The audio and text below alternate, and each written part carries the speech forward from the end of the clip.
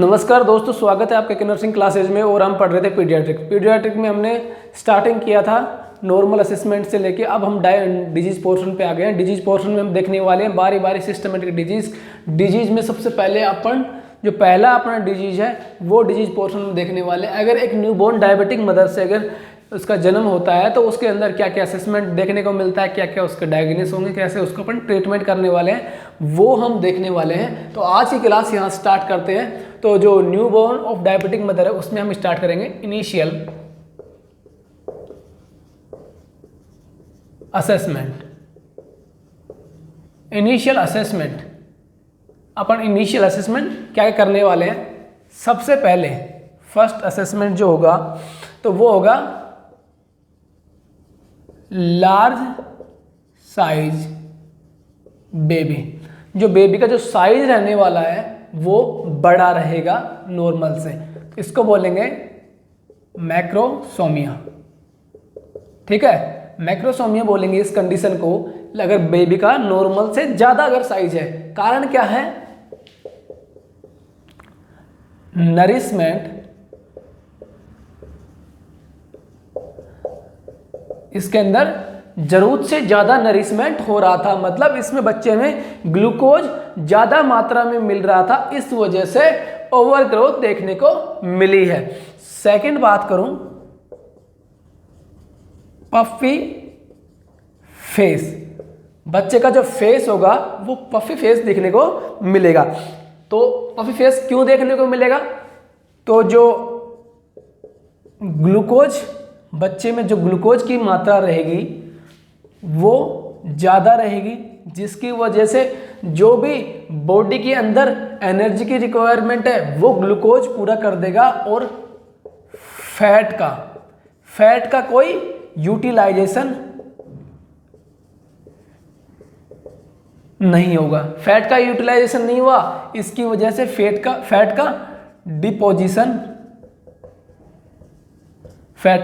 Deposition होने लग जाएगा।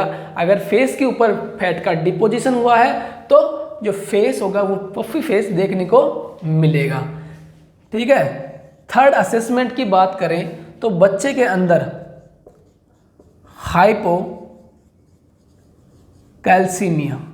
हाइपोकैल्सीमिया देखने को मिलने वाला है।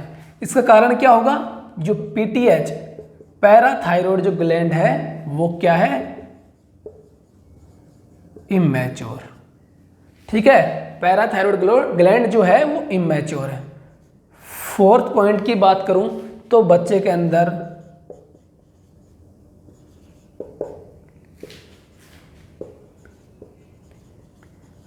हाइपर बिलिरुबिनेमिया कंडीशन देखने को मिलने वाली है कि ब्लड के अंदर बिलिरुबिन की मात्रा ज़्यादा होगी। कारण क्या है? बच्चे का जो साइज है वो ज़्यादा है, इसकी वजह से आरबीसी भी ज़्यादा होंगी। आरबीसी अगर ज़्यादा है तो आरबीसी का डेस्ट्रक्शन भी ज़्यादा होगा। डेस्ट्रक्शन ज़्यादा होगा तो आरबीसी का जब डेस्ट्रक्शन होता है, टूटती है, तो उससे बिलिरुबिन रिलीज होता है। ठीक है, इसकी वजह से यहाँ पे बिलिरुबिन ब्लड के अंदर ज़्यादा देखने को मिलेगा। और नेक्स्ट बात करें तो बच्चे के अंदर आरडीएस रेस्पिरेटरी डिस्ट्रेस सिंड्रोम देखने वाला है। ठीक है, ये सभी इनिशियल असेसमेंट है। पहला लार्ज साइज बेबी देखने को मिलेगा, पफी फेस देखने को मिलेगा, हाइपोकैल्सीमिया, हाइपरबिलिरुबिनेमिया और आरडीएस, ये सभी असेसमेंट अपने को दिखाई देंगी। ठीक है, अब इसका करेंगे अपन इंटरवेंशन या मैनेजमेंट। इसका क्या करने वाले हैं? मैनेजमेंट।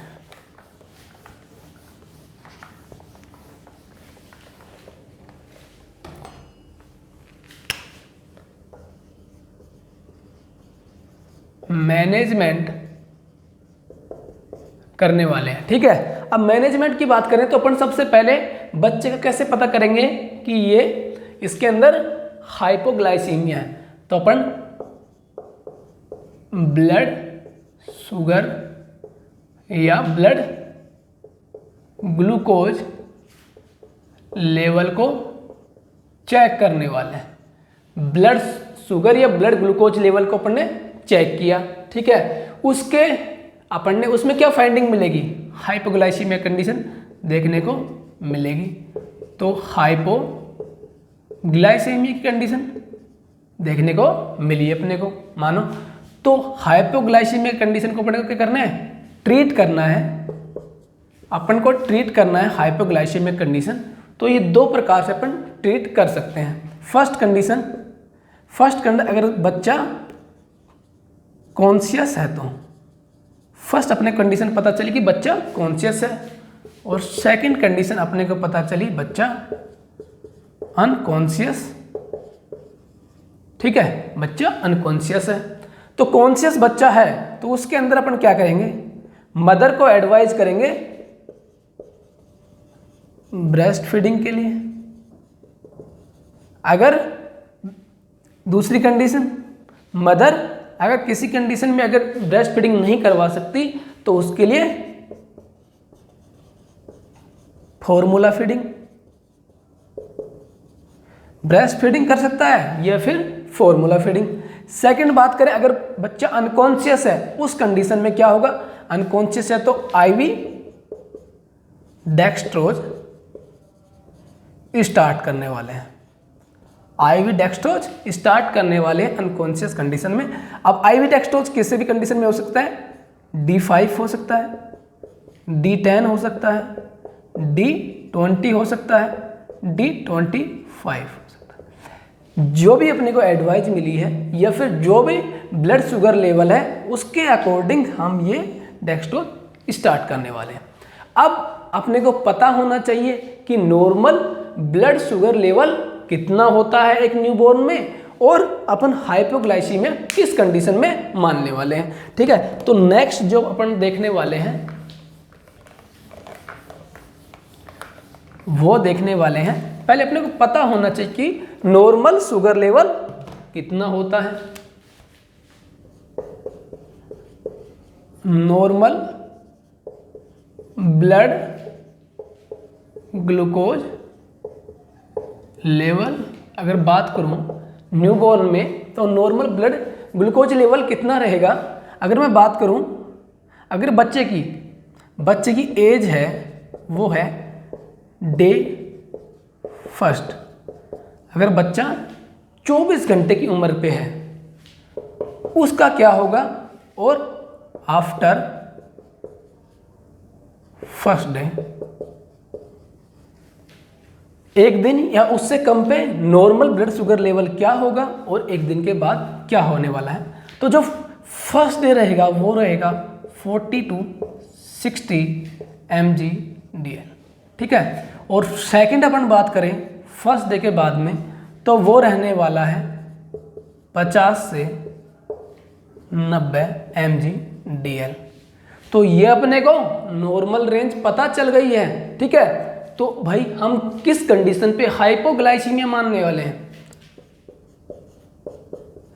हाइपोग्लाइसीमिया हम किस कंडीशन पे मानने वाले हैं। दो कंडीशन यहां भी बनती हैं। फर्स्ट कंडीशन, अगर बच्चे की उम्र 72 आवर्स है या उससे कम है, बच्चे की उम्र कितनी है 72 आवर या इससे कम है, और एक कंडीशन है 72 घंटे बाद में, ठीक है। दो कंडीशन यहाँ पे बनती है। तो हाइपोग्लाइसीमिया होगा अगर उसका शुगर लेस देन 40 mg/dl अपने को मिलता है, तो वो हाइपोग्लाइसीमिया में है। 72 घंटे के बाद में यह 45 हो जाता है, ठीक है। अपने को नॉर्मल शुगर लेवल पता चल गया और हाइपोग्लाइसीमिया कब मानेंगे ये भी अपने को पता लग गया है। अपन को इंटरवेंशन पता लग गया, अपन क्या करेंगे आईवी डेक्सट्रोज देंगे। अगर कॉन्शियस है तो उसको ब्रेस्ट फीडिंग या फॉर्मूला फीडिंग स्टार्ट करने वाले हैं। तो ये छोटा सा डिजीज पोर्शन इस था फर्स्ट पॉइंट, ये क्लियर होता है। नेक्स्ट जो देखने वाले हैं वो देखने वाले हैं आरडीएस, रेस्पिरेटरी डिस्ट्रेस सिंड्रोम, ठीक है। ये स्टार्ट कर लेते हैं।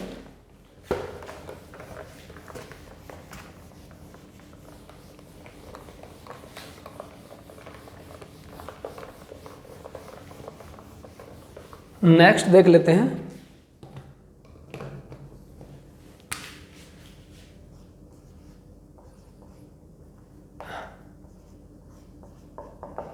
रेस्पिरेटरी डिस्ट्रेस सिंड्रोम, जिसको अपन आरडीएस बोलते हैं। ठीक है, इसको अपन देखने वाले हैं। ठीक है, अब ये होता क्या है, ठीक है, इसका मैनेजमेंट क्या होता है, सिम्टम्स क्या देखने को मिलते हैं, ये सभी अपन इसमें देखने वाले हैं। तो सबसे पहले बात कर ले आरडीएस होता क्या है। तो डेफिशिएंसी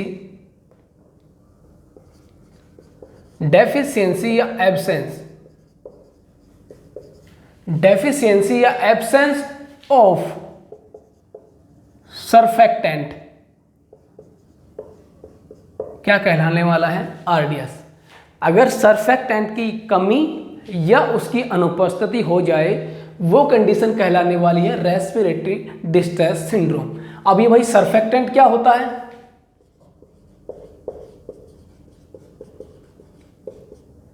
सरफेक्टेंट क्या होता है, ये सरफेक्टेंट होता है एक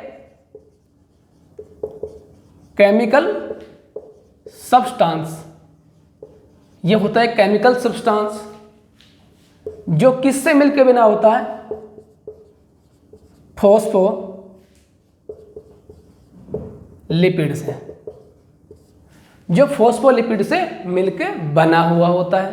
तो सब सरफेक्टेंट में ये तो नहीं कि भाई सभी फॉस्फोलिपिड आ जाएंगे, इसके अंदर कौन कौन से आते हैं, इसमें दो फॉस्फोलिपिड आते हैं, एक का नाम होता है लेसिथिन और दूसरे का नाम होता है स्पिंगोमाइसिन। दो प्रकार के सरफेक्टेंट होते हैं, फॉस्फोलिपिड होते हैं, एक होता है लेसिथिन और एक होता है स्पिंगोमाइसिन।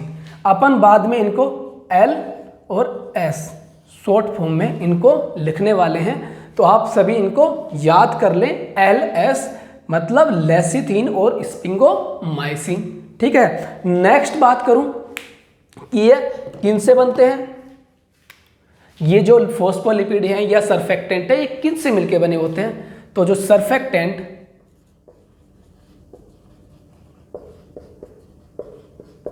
फॉर्म्ड बाय एक सेल होती है, ठीक है, जिसको बोलते हैं एल्वियोलर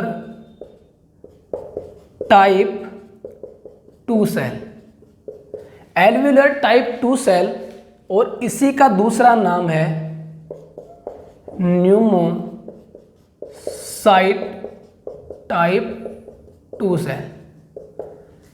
बहुत बार एग्जाम में पूछा जाता है कि सरफेक्टेंट का निर्माण कहाँ पे होता है, ऑप्शन में आएगा alveolar type 2 cell. Right answer बहुत बार एग्जाम में पूछा जा चुका है, आपको ये पता होना चाहिए कि सरफेक्टेंट कहाँ बनता है। तो एल्वियोलर टाइप 2 सेल में मिलकर यहाँ पे बनता है और इसी को अपन न्यूमोसाइट टाइप 2 सेल कहते हैं। ठीक है, आगे बात कर लेते हैं।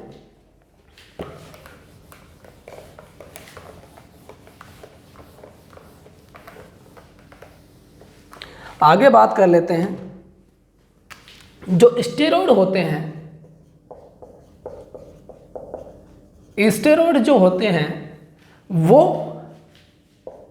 स्टिमुलेट करते हैं, जो स्टेरॉइड्स होते हैं जितने भी वो स्टिमुलेट करते हैं किसको, एल्वियोलर टाइप 2 सेल को, टाइप 2 सेल एल्वियोलर को ये स्टिमुलेट करते हैं किसके लिए, फॉर्मेशन ऑफ सरफेक्टेंट के लिए। ठीक है सर, इससे अपने को क्या पता चलता है कि अगर शरीर के अंदर इनफ मात्रा में स्टेरॉइड नहीं होंगे तो सरफेक्टेंट का फॉर्मेशन भी कम हो जाएगा। ठीक है, तो स्टेरॉइड क्या करते हैं, स्टिमुलेट करते हैं एल्वियोलर टाइप 2 सेल को किसके लिए, फॉर्मेशन ऑफ सर्फेक्टेंट। ठीक है, अब आगे कंडीशन देख लेते हैं। जो डायबिटिक मदर में अपन ने पढ़ा था अभी, डायबिटिक जो मदर है उसका अगर न्यूबॉर्न होता है, उसके अपन ने लास्ट 5वां अपन ने इनिशियल असेसमेंट देखा था आरडीएस। उसके अंदर क्या होता है, जो डायबिटिक मदर होती है उसके अंदर क्या होगा, इंसुलिन ज़्यादा होगा। इंसुलिन ज़्यादा होगा, वहाँ जहाँ इंसुलिन ज़्यादा होगा वहाँ पे क्या होगा, स्टेरॉइड कम होगा। स्टेरॉइड कम होगा तो सफिशिएंट मात्रा में एल्वुलर टाइप 2 सेल को स्टिमुलेशन नहीं मिलेगा, और स्टिमुलेशन नहीं मिलेगा तो सर्फेक्टेंट का जितना फॉर्मेशन होना था उतना फॉर्मेशन नहीं हो पाएगा, जिसकी वजह से क्या होगा, वहां पे आरडीएस कंडीशन देखने को मिलने वाली है। तो आपने कॉन्सेप्ट क्लियर हुआ कि डायबिटिक मदर जो होती है उसके अंदर आरडीएस क्यों होता है। ठीक है, आगे बात कर लेते हैं।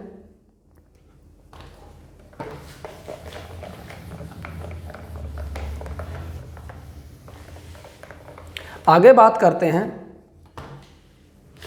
जो सर्फेक्टेंट का फॉर्मेशन है, फॉर्मेशन ऑफ सर्फेक्टेंट का फॉर्मेशन की बात करें तो वो स्टार्ट होता है 20 वीक। जब बच्चे की गेस्टेशनल एज 20 वीक की होती है उस टाइम पे ये स्टार्ट होता है, और जो कंप्लीट होता है, जो कंप्लीट होता है वो 36 वीक पे कंप्लीट होता है। ठीक है, तो ये अपने को पता होना चाहिए कि भाई जिस बच्चे को प्री टर्म बेबी है और उसकी अगर एज की बात करें वो 36 वीक से पहले हुआ है तो उसमें सफिशिएंट सर्फेक्टेंट का फॉर्मेशन नहीं हुआ है और उस बच्चे में आरडीएस की कंडीशन देखने को मिलेगी। ठीक है, अगली बात करूं अपना एलएस, अपने लेसिथिन स्पिंगोमाइसिन का रेशियो की बात करी तो वो रेशियो रहेगा 2:1। ठीक है, ये भी एग्जाम में कई बार पूछा जा चुका है कि एलएस रेशियो क्या होता है। ठीक है, एक कंडीशन होती है, अपन इसको डिवाइड कर लेते हैं 17 वीक। नेक्स्ट बात करूं तो बात कर लेते हैं 31 वीक और 37 वीक।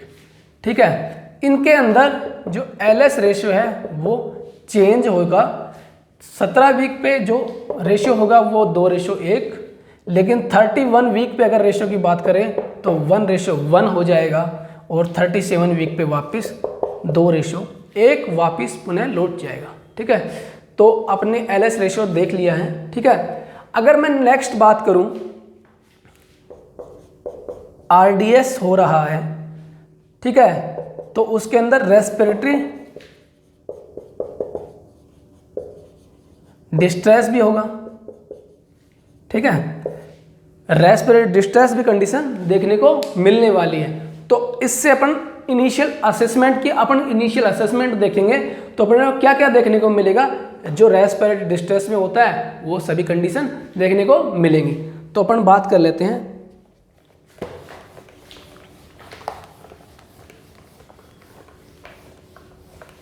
असेसमेंट फाइंडिंग्स में।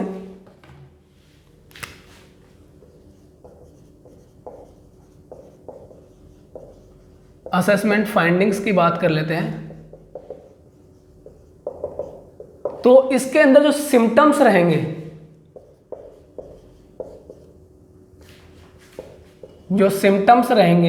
सिम्टम्स अपीयर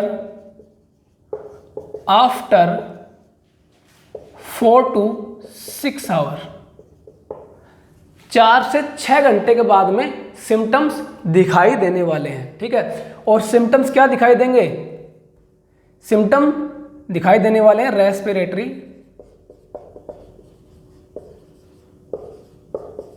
डिस्ट्रेस वाले। रेस्पिरेटरी डिस्ट्रेस के अंदर जो भी सिम्टम्स अपन ने पढ़ रहे थे वो क्या क्या थे, नेजल फ्लेरिंग, नेजल फ्लेयरिंग देखा था अपन ने, inter coastal retraction, grunting sound, apnoea, ये सभी अपन ने वहां पे सिम्टम देख लिए थे जब अपन ने क्लास स्टार्ट करवाई थी पीडियाट्रिक की, शायद सेकंड क्लास थी, उसके अंदर अपन ने डिटेल में देखा था नेजल फ्लेयरिंग, इंटरकोस्टल रिट्रैक्शन ये होते क्या हैं, वो सभी अपन ने वहां पे देख लिए थे। ठीक है, तो ये अपने को वहां पे अगर किसी को डाउट है तो वहां वो क्लास देख के इनको डिटेल में देख सकता है। तो रेस्पिरेटरी स्ट्रेस के सभी सिम्टम्स देखने को मिलेंगे। ठीक है,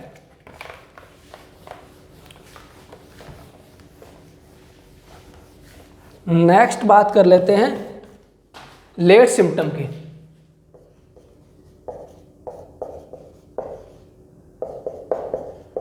लेट सिम्टम्स, लेट सिम्टम में hyaline membrane disease, hyaline membrane disease की कंडीशन दिखने वाली है। इसके अंदर क्या होगा, मैक्सिमम जो एल्विलाई हैं, एल्विलाई क्या हो जाएगा, डिस्ट्रैक्शन, मैक्सिमम एल्विलाई का डिस्ट्रैक्शन या कोलैप्स हो जाएंगे। ठीक है, तो लेट सिम्टम में क्या होगा, हाइलिन मेम्ब्रेन डिजीज देखने को मिलेगी जिसमें मैक्सिमम एल्वोलाई का कोलैप्स या डिस्ट्रैक्शन हो चुका होगा। ठीक है, नेक्स्ट बात कर लेते हैं डायग्नोस। ये इंपॉर्टेंट है डायग्नोस, कैसे इसको डायग्नोस करेंगे। नेक्स्ट बात कर लेते हैं डायग्नोसिस। दूसरा पेन ले लेता हूं, डायग्नोसिस देख लेते हैं। डायग्नोसिस में इसमें करते हैं एक सेक टेस्ट। एक टेस्ट होता है जिसको बोलते हैं सेक टेस्ट, जो प्रीनेटल में ही किया जाता है सेक टेस्ट। सेक टेस्ट के अंदर क्या होगा, इसके अंदर 0.5 ml एमनियोटिक फ्लूइड लिया, 0.5 ml क्या लिया, एमनियोटिक फ्लूइड लिया, और 0.5 ml NS ली। ठीक है, 0.5 ml एमनियोटिक फ्लूइड लिया और 0.5 ml ही इसके अंदर क्या लिया, NS लिया। ठीक है, उसके बाद में 1 ml एथेनॉल, 1 ml एथेनॉल लिया जिसकी कंसंट्रेशन होनी चाहिए 95% कंसंट्रेशन, जिसकी कंसंट्रेशन क्या है 95%। ठीक है, ये कंसंट्रेशन वाला 1 ml एथेनॉल लिया, इसको अपन ने 1 से 2 मिनट इसको क्या किया, सेक किया। ठीक है, 1 से 2 मिनट इसको सेक किया, फिर 15 मिनट के लिए इसको वर्टिकल पोजीशन में इसको 15 मिनट के लिए वर्टिकल पोजीशन में इसको छोड़ दिया। ठीक है, अब क्या कंडीशन देखने को मिलेगी, अब देख लेते हैं। जो कंडीशन है वो 2 कंडीशन देखने को मिल सकती हैं। पहली कंडीशन बबल्स प्रेजेंट, जो अपने टेस्ट ट्यूब ली है उसके अंदर बबल्स प्रेजेंट हैं, और या फिर सेकंड कंडीशन जिसमें बबल्स एब्सेंट है। ठीक है, तो 2 कंडीशन देखने को मिली कि एक कंडीशन में, एक स्थिति में बबल्स प्रेजेंट मिले अपने को और दूसरी स्थिति में बबल्स एब्सेंट मिले। अगर प्रेजेंट है तो ये बताने वाला है जो सरफेक्टेंट हैं, जो सर्फेक्टेंट हैं वो प्रेजेंट हैं, सर्फेक्टेंट प्रेजेंट हैं और लंग्स मैच्योर हो रहे हैं।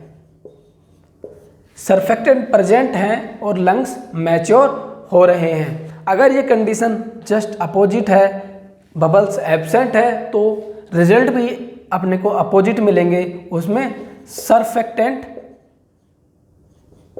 सर्फेक्टेंट या तो कम है या एब्सेंट है और लंग्स की क्या है, इमैच्योर।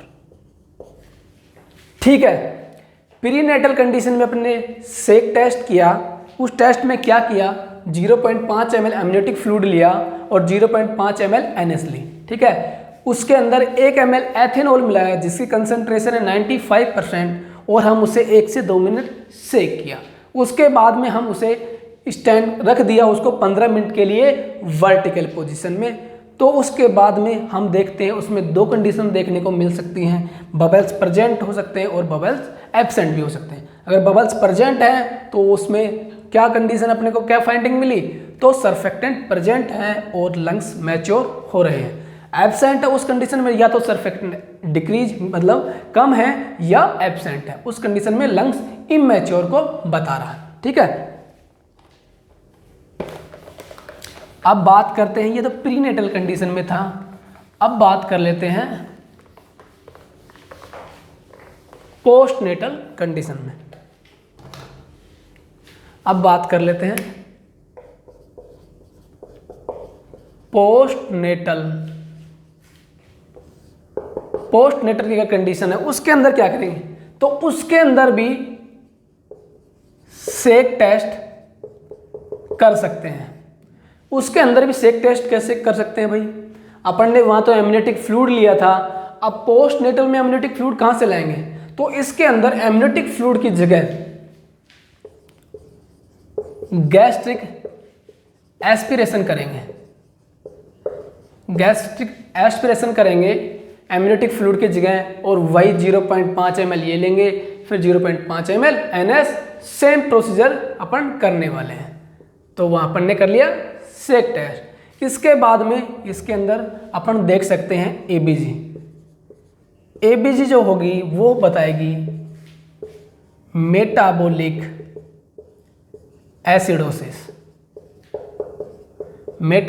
एसिडोसिस को बताने वाली है एबीजी। ठीक है, नेक्स्ट अपन कर सकते हैं एक्सरे करेंगे तो उसके अंदर एक्सरे जो करेंगे तो उसके अंदर क्या होगा, उसके अंदर देखने को मिलेगा ground glass mottled like strict जो होगा एक्सरे वो ग्राउंड ग्लास मोटल्ड अपने को फाइंडिंग देखने को मिलेगी। ये एग्जाम में आया हुआ है एम्स 2018 में। एम्स 2018 के एक इमेज बेस्ड क्वेश्चन आया था जिसके अंदर डायरेक्ट इमेज आई थी एक्सरे की। तो आप इसकी इमेज गूगल पे देख लें, ग्राउंड ग्लास मोटल्ड एक्सरे कैसा होता है, तो उसके अंदर वो इमेज हो सकती है। एग्जाम में क्वेश्चन ये भी आ सकता है ग्राउंड ग्लास मोटल्ड किस कंडीशन में देखने, कौन सी बीमारी में देखने को मिल सकता है, तो ये से भी क्वेश्चन आ सकता है।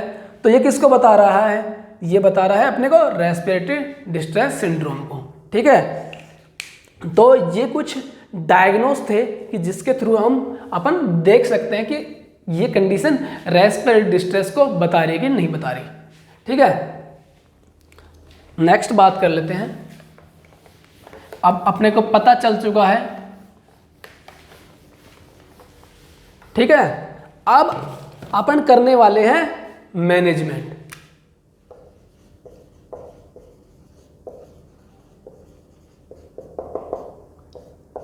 अब इसका मैनेजमेंट करने वाले हैं। अब मैनेजमेंट कैसे हो सकता है, एक तो तुरंत इनिशियल मैनेजमेंट हो सकता है। इनिशियल मैनेजमेंट में क्या करने वाले हैं अपन, इनिशियल मैनेजमेंट में करने वाले हैं अपन ने O2 थेरेपी दे दी,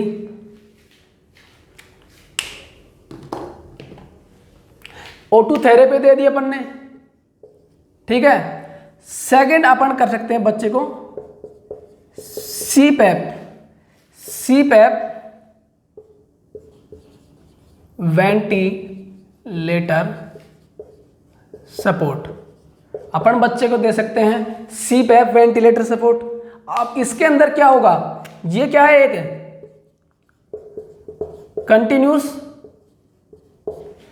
पॉजिटिव एयरवे, पॉजिटिव एयरवे को मेंटेन करे रखेगा, इसमें कंटिन्यूस पॉजिटिव एयरवे को मेंटेन करेगा, जिसकी वजह से क्या होगा, जो एल्वेलाई कोलैप्स हो रही थी उसको कोलैप्स होने से प्रिवेंट करेगा, और वहां पे गैस का एक्सचेंज को एनहेंस करने वाला है, ठीक है। CPAP वेंटी सपोर्ट पे डालेंगे, ठीक है। उसमें क्या होगा, positive airway, continuous positive airway बनाए रखेगा, जिसकी वजह से जो एल्वेलाई कोलैप्स हो रही थी वो रुक जाएंगी और गैसेस एक्सचेंज एनहेंस होगा। ये तो हो गया इनिशियल मैनेजमेंट। अब मैं बात करूं डेफिनेटिव ट्रीटमेंट या डेफिनेटिव मैनेजमेंट की।